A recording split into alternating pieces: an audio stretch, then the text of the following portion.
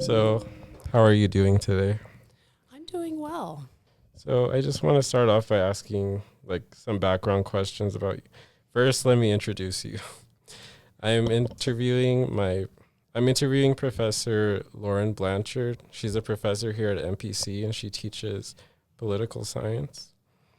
I wanted to start off by asking a little bit about you. So, where did you go to university? Like, what brought you out to California? Why did you choose MPC? Why did you become a professor? Okay, that's a lot. So I'm originally from the East Coast, and when I was thinking about what I wanted from my adult life, I thought to myself, I want to be anywhere except for where I am. And so I only applied to West Coast colleges. And then I moved out here and I was immediately like, oh my goodness, I feel so East Coast. I've never really thought of that as being an identity. I had to learn how to kind of, embrace the California lifestyle. And so I lived out here and attended UC Santa Cruz. Yeah. And then I worked for the county of Santa Cruz, and I really kind of built up my community in Santa Cruz County, and then immediately decided to go to graduate school at the University of Massachusetts, Yes. which is in Amherst. And when I was thinking about, kind of where I wanted to live, one of the big adages when you go into a PhD program is you don't get to choose. You have to apply for the jobs that are available. Really? I didn't know that. Yeah. In my particular specialty in political science, there are generally only 12 to 15 university level jobs available every year, which is not very many. And so I watched some of the older graduate students who had completed their dissertations, and they were applying to schools like the University of Arkansas or the University of Alaska. I didn't really want to live in Arkansas or Alaska. And then in the last year that I was living in Massachusetts, my mom started to have some health problems. Yeah. And so I needed to get home. My mom and I, that's my family that Yeah. I grew up in. And so I needed to be able to be closer. And I just took a look one day in the Chronicle of Higher Ed, and there was a job at MPC. And it seemed so perfect because I needed to be able to get back to California. I wanted a job teaching, and there it was. It was like fate or something. And so I applied, and thankfully I got it, and I arrived here in 2010. So I certainly did pick the bigger community, Yeah. although now I live in Santa Cruz County again in Watsonville, which I very much love. So, I picked it because of the bigger community. Obviously, it's beautiful here, but also by that time, this is where my family was, and Yeah. I needed to be able to support my mom. Well, that's very nice. So you've been here for about 15 years? Yes, I have been here for 15 years, and this is my 20th year teaching political science total. Oh, wow. And you also mentioned in class that you were the chair of social sciences. I am the division chair of the social sciences division. What exactly is that? So we have a divisional structure at MPC. It roughly corresponds to our buildings, but not exactly. And within each of those communities of faculty, we elect a representative to represent us at kind of college-wide meetings or to advocate for what is needed by the whole group of faculty. And in the social sciences, we have a lot of programs, right? Everything from early childhood education to economics, anthropology, and we do a really good job of making sure everybody gets a turn at this job, and this is my turn. So 3 more years and then I'm done. But it does come with a pretty good office. Yeah. Which Clint Eastwood did once film a movie in. Oh, I remember you saying that. Yep. So if anyone is interested in seeing my office, right, the 1975 movie Eiger Sanction gives you a vision of what it looked like in the 1970s, and it has not changed that much. So, So sometimes people are asked the question, like, what professor has made an impact on your life? I wanted to flip the table on that and ask, are there any students that have impacted your life or inspired you in any way? oh, yeah. I mean, to be honest with you, I feel very inspired by most students. Certainly anyone that I get the opportunity to know. Yeah. Because I think that, it's such a special process, right? Acquiring knowledge is such a interesting process. There is no way for me to teach my students without receiving back from them lessons, and sometimes the lessons are really small, like, hey, all of us were born in the 21st century and we don't know what Yugoslavia is. Yeah. So stop using that as an example. But I have developed, right, good close relationships with lots of students over my career. Yeah. Students in Massachusetts that I still think about, right? Students here in California. I was able to hire one of my former students is now a part-time faculty member in my department. Really? So that was very exciting.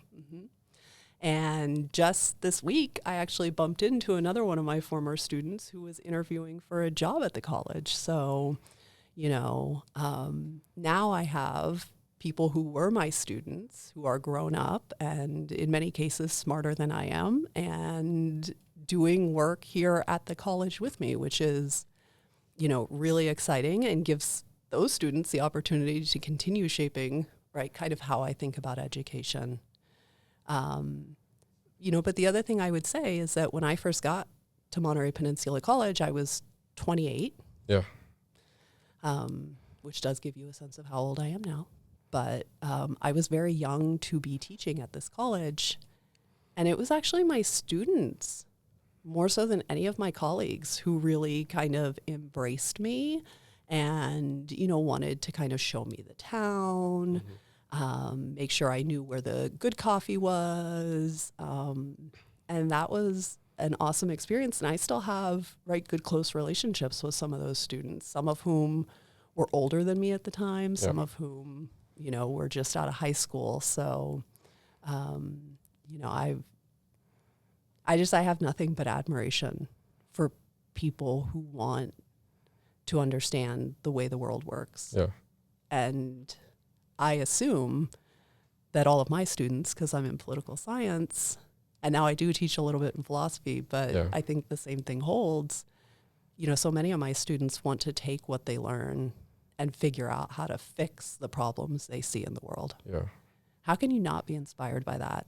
Even if they see problems that I don't see, how can you not be inspired by that idea that I'm going to take my knowledge and I'm going to apply it and I'm going to try to make the world a better place for people who think like me, or for all people, or whatever your goal is. So, yeah, that's why I chose political science, because I definitely I see that there's so much to be done and I really want to make a change. Yes.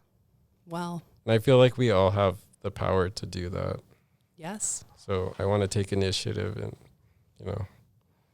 try to do as much as I can. I think that's good, right? Everyone kind of has to have that perspective. When we give that up, we are accepting the status quo. Yeah. And, I don't think we're at the place yet where I would be willing to accept the status quo. So other than being a professor, what else did you want to do when you were younger? So when I was younger, I wanted to be an ichthyologist. What's that? Because it's a person who studies fish. My very favorite teacher that I ever had when I was in my K-12 years was my fourth grade science teacher, Dr. Alan Tonelson. And he was just an incredible teacher, and he really saw me, he really saw a lot of his students, and he wanted us to be able to have the opportunities that we wanted. I was, I think that I was looking for an opportunity to contribute. I wanted, I wasn't doing poorly in class, but, I don't know, it wasn't, I like applied learning. And so when I was in fourth grade, he created a little program for me where after school, I would go from classroom to classroom, because in the 80s and 90s, we had pets in our classrooms. Yeah. And I would go and take care of them. I would change out the wood shavings, and I would, clean out the aquariums and handle the animals. And I was really into the fish tanks. And so, for a long time, I imagined that that was going to be my direction, right? That I was going to be a scientist of some sort. And I, technically speaking, am.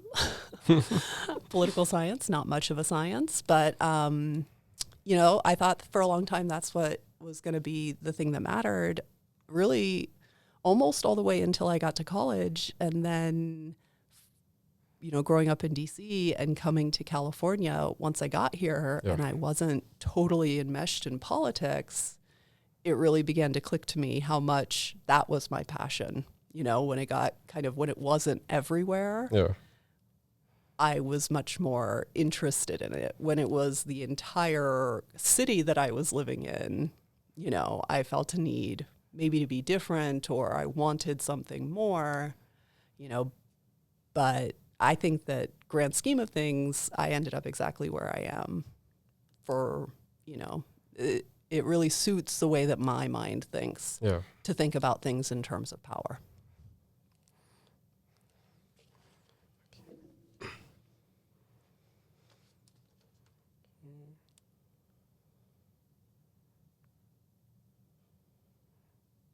And adding on to that, what do you believe shaped who you are today? Well, the environment I grew up in certainly did. I was born in Oklahoma, and when it became clear that my mom was going to raise me on her own, she had lived in Oklahoma her whole life, and she thought to herself, this is going to be really hard to do here.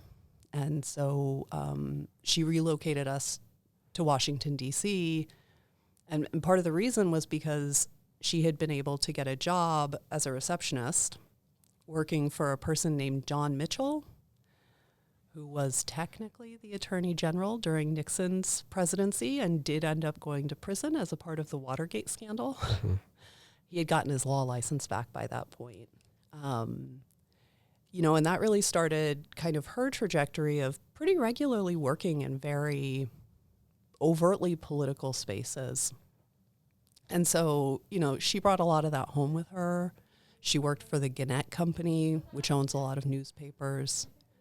She worked for several nonprofits. And a lot of it was just, there was a lot of politics coming home. Yeah. In her stories, there was a lot of it going on. And so that certainly did. But I also think, that I was really shaped by some of the experiences that I've had as an adult. Yeah.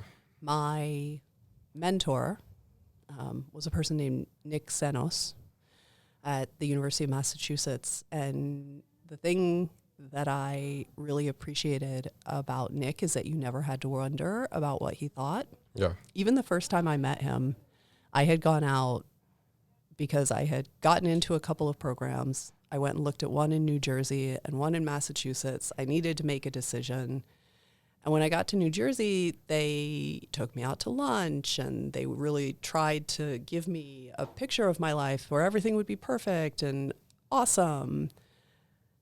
And then I went to Massachusetts, and the first meeting I had was with Nick, and he was kind of, slouched in his chair and talked about, there are a lot of funding shortfalls, public education, right? All the challenges. It's hard to do the work of political theory. It's hard to get published. It's hard to do, right? All of these things, right, that take away from really thinking about the way that power works in our society. And he was just so honest. He didn't try to sugarcoat it. Yeah. He never did. If you wrote a paper that he thought was bad, he would tell you. If he thought you were wrong, he would tell you. If you picked an author to write a paper about that he didn't like, he would tell you. And I really was shaped by that. Yeah. I think that because we don't get a lot of training on how to teach when we're in graduate school, a lot of us as professors are kind of doing our best imitation of the people that we liked. Oh, wow. That's a lot of what we do, right? Yeah. What are the things that got through to me? And, for me, that experience with Nick where he really didn't have a lot of pretense. You didn't have to call him professor or doctor. He wasn't going to try to prove to you that he was smarter. He wanted to have a really even-keeled discussion. But if he thought you were wrong, he would tell you. I just really appreciated that approach. It was really honest. So, I think certainly, at least in my profession, the things that have shaped me the most are, growing up in DC. Yeah. And then, that experience that I had being mentored by him. No. Growing up in DC was interesting because all of the celebrities were politicians. Oh. When I was in high school, I had a job at a bakery. And I had to, right after school, I had to put on my goofy bakery costume and, run up the hill and try to get to work on time. But every Thursday, the Chief Justice of the U.S. Supreme Court came in and ordered the same thing every time. And, that kind of casual contact with people who have enormous power is, a big part of how I think about, right? Those are still experiences that really have me thinking about power, right? We tend to assume that people in those positions are in those positions because they deserve them. Yeah. And maybe we don't, or because they've accomplished something and maybe we haven't yet. But the reality is they are just like us. All too often, they are just like us, and they just happen to be the power, the person holding the power in that moment, which any of us could be too, right? If we're willing to speak up. Yeah. Yeah.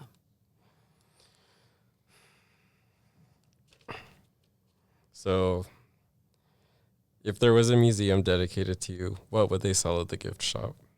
Plants. Plants. Yes. I'm an avid gardener, and because I make everything political, I tend to even like my hobbies, like I love music, I love food, and even those things, right? I end up reading through a lens of power, and, so I think that even my garden, I plant with a kind of sense of social responsibility, right? Full of milkweed, gotta feed the monarchs, right? But also, right, I like to test drive growing grains, because that's something that's so meaningful in the kind of world food supply. I studied how hunger ends up impacting politics. And, I've taught about the Green Revolution, right? That kind of transition in agriculture. I've taught about, right, some of the ways in which food gets leveraged in politics. We had old welfare systems that used to restrict what type of food people could eat to try to Americanize them. And, trying to go back and reclaim some of those things, or, right, trying to grow wheat and seeing what it means that it flops over, or trying to grow a grain that is more available to some of the world's low-income population, things like millet, right? I don't know, it gives me a sense of some of those things that I've only taught about. Yeah. And so, everything from, native plants and the impact they have on our world, that's it, to my mind, political. The way we treat plants, the foods we choose, that's too often political. And, I try as often as possible to kind of integrate those two interests. And so, yes, I think there would be a wide selection of native plants and food plants, and possibly some of the plants that get incorporated into revolutions, right? We had the jasmine revolution in Tunisia. We have had other revolutions that have either used floral imagery or, right, flags that have used floral imagery. So, but beyond that, I just like gardening. So I think that's what I would put in the gift shop. That's a good answer. Also, consumerism is bad, so I wouldn't want there to be little plastic tchotchkes in my gift shop, right? Something you can plant that will grow. So I'm going to start wrapping things up. On a final note, what are some things that fulfill you in life, and what makes you the happiest? Okay. What makes me the happiest? What makes me the happiest is when my children help in my garden. Yeah. But what fulfills me, learning something new. That's why it's so exciting to get new students. New students always have something new to teach me. I think learning something new. I'm a curious person, and wondering about how things work is a feeling that I'm very comfortable with, right? That kind of wonder, or the I don't know of it all. I like to sit in that. There are the things that I'm supposed to know, which I do in the classroom, but there are also things that I wonder about. Certainly some of the things that have happened in the last 10 years, I would not have seen coming. And I've really had to spend some time thinking about, what is causing some of the change we see? What does it mean? Right?